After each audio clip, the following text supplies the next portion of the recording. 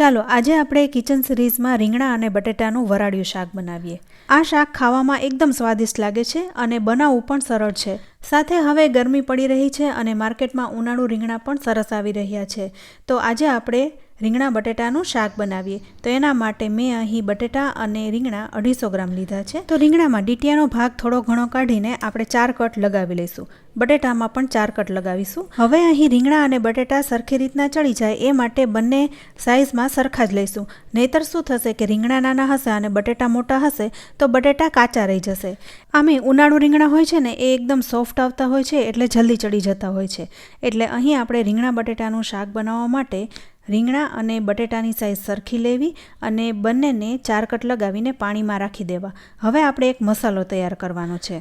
તો 7 થી 8 કળી લસણને ફોલીને આપણે વાટી લેવાની છે। સાથે મીઠું ઉમેરી દેશું એટલે સરસ રીતના વટાઈ જાય। હવે સાથે આમાં પાપડી ગાંઠિયા ઉમેરીશું। તો 2 ચમચી જેવા પાપડી ગાંઠિયા લીધા છે।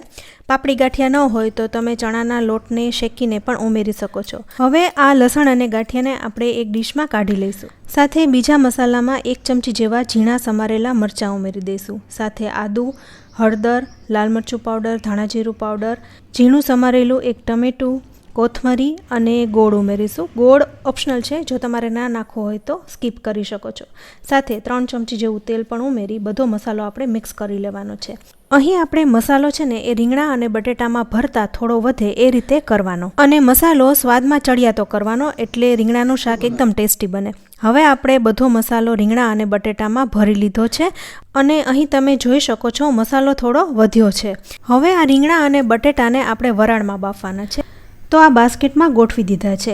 હવે મેં કુકરમાં ગરમ પાણી મૂકી દીધું છે અને કાંઠલો મૂકી દઈશું અને એની ઉપર આ બાસ્કેટને ગોઠવી દઈશું। મેં અહીં કુકર લીધું છે, પણ તમારે જો સ્ટીમરમાં બાફવું હોય તો એમાં પણ તમે બાફી શકો છો। હવે કુકરનું ઢાંકણ બંધ કરીને 3 સીટી વગાડી લઈશ। 3 સીટી વાગી જાય પછી આપણે ખોલીને જોઈશું તો બટેટા એકદમ સારી રીતના ચડી ગયા છે।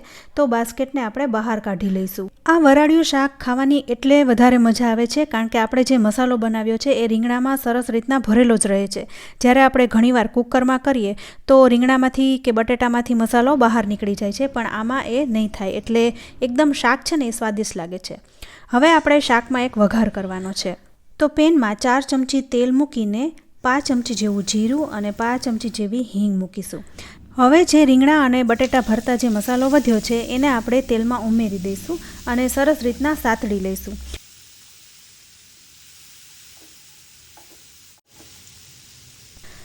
હજુ મસાલો સતળાઈ રહ્યો છે તો સાથે અડધી ચમચી જેવું ધાણા જીરું અને થોડું મીઠું ઓછું લાગી રહ્યું હતું તો હું ઉમેરી રહી છું। થોડું પાણી ઉમેરીશું એટલે શાકમાં રસો બને। તો હવે થોડું પાણી ઉકળી જાય એટલે પછી આપણે રીંગણા અને બટેટાને પેનમાં ગોઠવી દઈશું। અહીં તમારે જેટલો રસો રાખવો હોય એટલું તમારે પાણી ઉમેરવાનું।